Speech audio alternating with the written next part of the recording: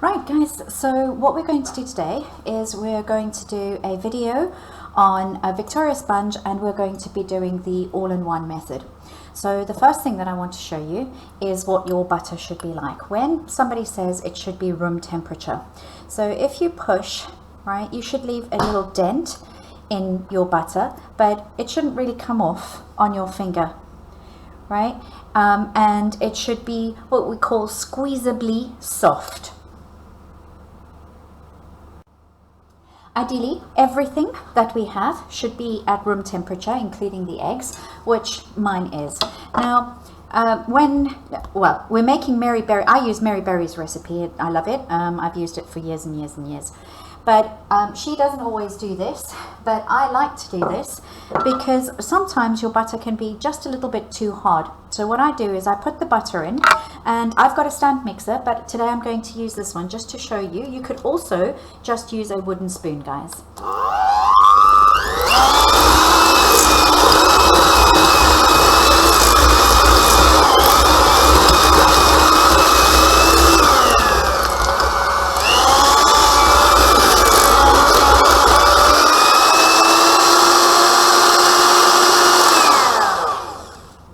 Right, I like to do that just so that I know that all the butter is soft and it's going to combine into everything else.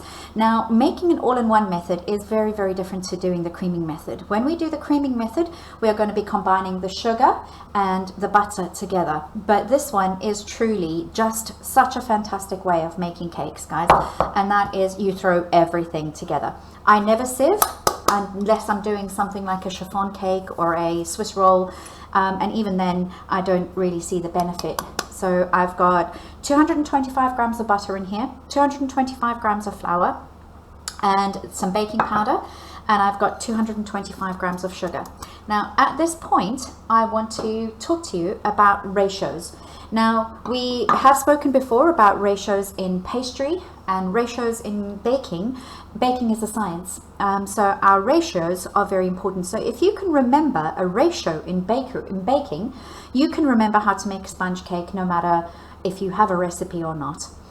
It's always 1 to 1 to 1. So flour, butter, sugar, the same amount. So if you're using 200 grams of flour, you're going to use 200 grams of sugar, 200 grams of butter.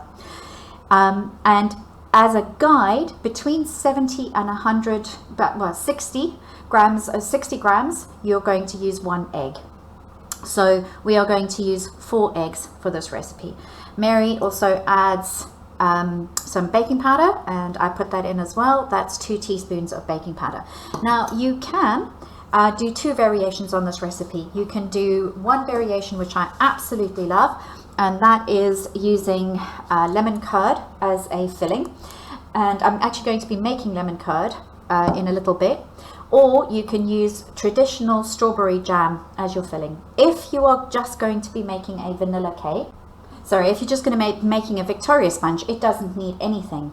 But if you would like to, you can add in some vanilla extract, or you can add in some lemon zest if you are making the lemon version. So there we go. Now you've got everything in there, and we are simply going to mix that through. I have put a cloth underneath my bowl, but it is going to make a bit of noise. Go slow in the beginning, just to get all those ingredients incorporated.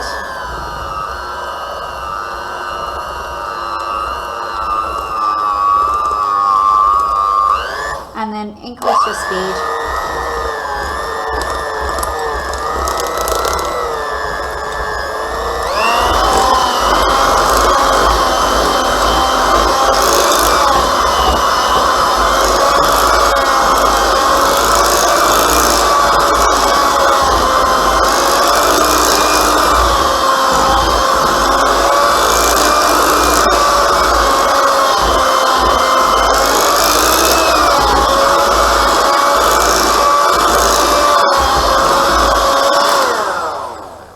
And that is that, guys. So that's really quick and easy. Right, then I get rid of my beaters and I scrape down the bowl. And I'm just going to give it a little bit of a mix. And now I'm going to get my tins ready. Now, if you want to do this very, very accurately, if you want to, you can put your pans on a scale and then weigh the amount that you put into each one. But I just sort of make a little division and then roughly measure out half, and that goes into one of my pans. And I'm using 20 centimeter cake pans here today.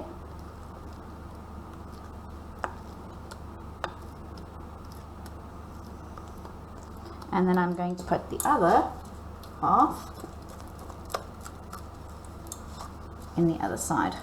Now remember, I'm also doing an experiment which you'll see in my other video for lining the cake tins. So I have another video to show you how to line the tins, and you can see that. I'm just going to finish this up and then I'll be back.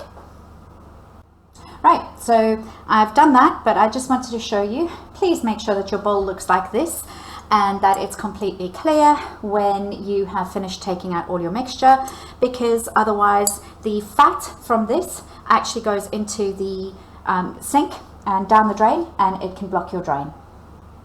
Now, sorry guys, I also just wanted to mention that baking block also makes a fantastic sponge. So if you want to use baking block, absolutely, for baking, it's one of the best things. I just like the flavor of butter, which is why I use butter, not baking block.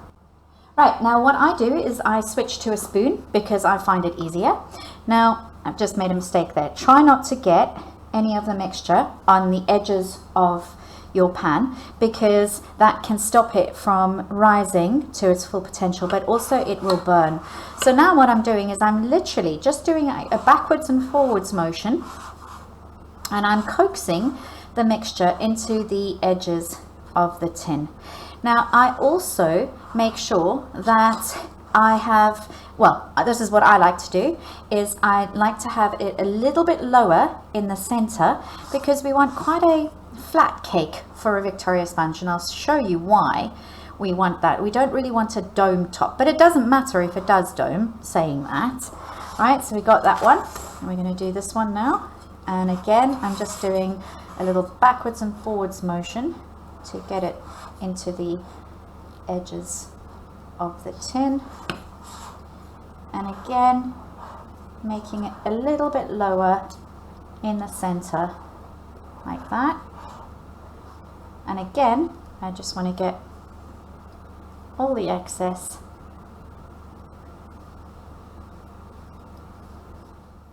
off and into my pan.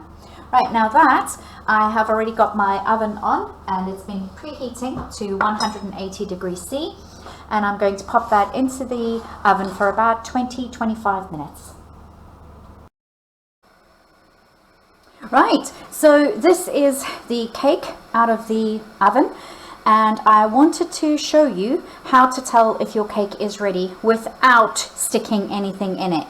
So number one, when you touch your cake, it bounces back. So it's like a little sponge, so it bounces back. If it leaves a dent, then your cake is not ready. The second sign is that it's pulling away. You can see here, it's pulling away from the edge. So it is no longer attached to the side of the tin, right? So that's your second one. Your third one is obviously color. Now my oven was a little bit hot. I'm still getting used to my oven because I got a new oven. So it's a little bit darker than I would have liked, but it's not bad. Then the other way is your nose. So obviously you can start smelling a cake when it's done. Now I'm going to show you how to take it out, and I'm also going to show you the results of the two ways that we greased the tin. So this is the one with just the flour. You can see that on the side. And this is the one with the paper. Now, there are a couple of things that we need to do. You need to make sure that your cake is loose from the sides of the tin. And if your cake is ready, it should be. Now, I'm just sliding this around, and I've left them to cool about 2 or 3 minutes on the edge here. So I'm literally just taking this. And because I didn't get a lot of cake mixture on the side of my tins, this is actually a very easy thing to do. Now, there's two ways you can do the next bit. I'm quite confident, but if you are not as confident, then you need to get somebody to help you do this next part. So I don't want this part of my cake on these little ridges, because this is going to be your presentation. This is how you are going to present your cake, and you don't want these little lines all over the top, these little lines all over the top of your cake. So you're going to take your cloth, nice widespread hand so that you're supporting your cake. You're going to flip it over and you're simply going to pull the pan off. Take the paper off. Right, give it some more support just with your hand and turn it the right way so that this side that you're not going to see is on the bottom. Now that was the paper one, so see how easily that one came out. And now this one is the one with the flower. Look how easily that came out. I didn't have to do a thing. But you do have to make sure, everybody, that you grease it and that you put enough flour on the bottom of the tin, sorry. And then you need to leave that to cool down until it is completely cool before you decorate, especially if you're using cream or buttercream, because it will just melt into the cake. Right, everyone, it's Guy Fawkes night, so there's fireworks going and all sorts, so I apologise in advance if things are noisy. But I'm going to finish off my Victoria sponge. I have a nice plate here, and what I'm going to do is I'm going to just take a little bit of jam. Alright, I've got everything that I need with me here, so I've got my fruit and my decorative things all over. So I'm just going to take a little bit of jam and pop it on the bottom, just so that the cake will actually stick and not move. And then I'm going to turn it upside down and have it on my plate. Right, so the first thing that I'm going to do it pretty traditionally today, except I'm using plum jam and not strawberry jam, so homemade plum jam. So I'm going to spread that. I'm only going to do a thin layer. I like a very, I don't like a very sweet cake, so I do a very thin layer of jam. I'm going to go right to the edge, and you'll see I don't really use anything that's traditional. I don't think that you need anything special to decorate or to make cakes, or even to make really fancy things in the kitchen. I'm using the back of a spoon because it's the easiest. It's actually easier than using a knife, so that's what I do. Right, so I'm going to have a lot of fillings in here, so I'm just got a thin layer on there. Then I have got some cream. Now I want to also just show you what the cream should look like. So can you see that's got a little, don't know how to show you, that's got a little point on it. And that's what your cream should look like. Be careful when you've got cream, because if you beat it too much, you will get butter. So I'm going to put the majority of my cream in the center, not too much, because when you put the other half of your cake on, it is going to mush out the sides. Now you don't want to go all the way to, I'll have to show you on the other side. You don't want to go further than that, because what's going to happen is the weight of the top of the cake is going to push that cream out even further. And then if you have it too far, it's going to drip down the sides. And actually, not that that's any problem. It doesn't really make too much of a problem. Now I have got an offset spatula here, which you can use as well. You can use a knife, anything to actually pop that cream in there. I'm just going to put a little bit more. I'm saving a bit of cream for the top of my cake, and I'll show you what I'm going to do with that in a second. Right, so there we go. And I've chosen the nicest one, the one that the top that I like the most. And I'm just going to pop that on there. and I'm going to see if my cream is far enough, and if it isn't, just be careful. Ooh, lift it off, and then I'm going to just push it out a little bit more, and don't make it even. You know, you want the cream to be uneven. You don't want it to look uniform. It'll look better if it's uneven. Right, so there we go. I've actually taken it a little bit further, closer to the edge. Right, and then I'm going to pop that back on again. You can actually, the cake can withstand quite a lot of messing about. Right, there you go. And then I'm going to get rid of my cooling rack. Alright, my neighbour's children are having a whale of a time in the garden with fireworks. Right, so there we go. So that's what I've got now. So then, the next thing that I'm going to do is I'm going to pop the rest of the cream on the top. Now, if you're going to serve this cake straight away, I'd recommend using fresh cream. But if not, then don't use fresh cream on it. Alright, so now I'm not going to take this all the way to the edge, and I'm just going to, now this is actually just so that I've got somewhere for my fruit to go, because I'm going to decorate the top of my cake with fruit. Take that cream off, and then little swirls in my cream. You can pipe this as well. That's totally up to you. And again, don't make it too neat.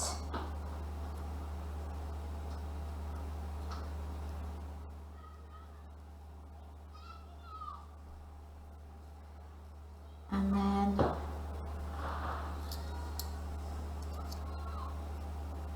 also, if you do use cream, fresh cream, then please make sure that the cake gets stored in the fridge. Right, so what I've got next to me is a whole selection of strawberries, and I'm just going to start popping them everywhere. And I've got some cut ones.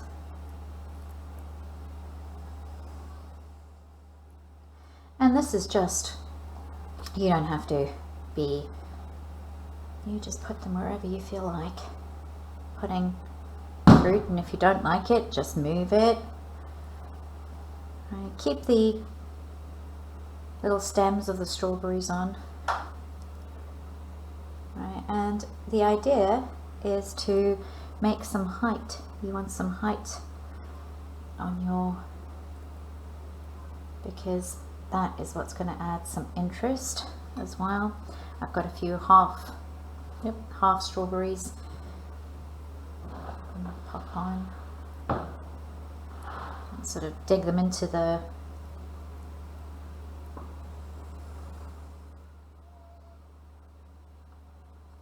pop some more blueberries on.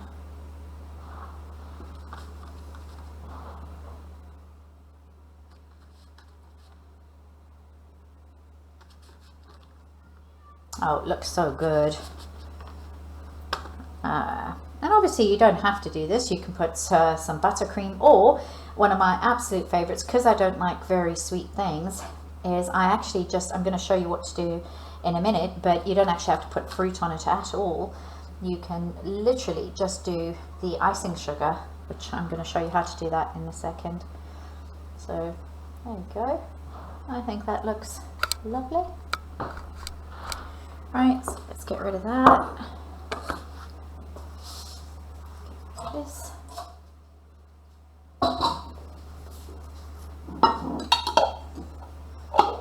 Right, and then the last thing that I'm going to do is show you how to put the icing sugar on. And I've got a little tea, that's all I have. And I scoop some icing sugar up, and then I'm going to just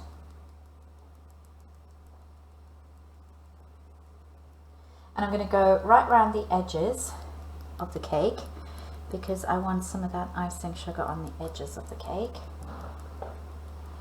And some of the berries on the top. Now where you've got a cut strawberry, it's going to melt, so you won't see it. And then I want some on the plate as well, so I'm going to go around the edges as well. And there we go, guys. Pop that back in again. There we have it, Victoria sponge. And I've done a little bit more traditional with the fruit.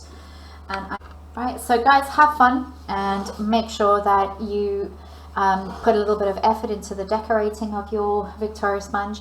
Please make sure that anything that you do at school is already prepared at home, as we won't have time to do everything at school. So chop any of your fruit, etc., and have everything ready if you want to do it at school.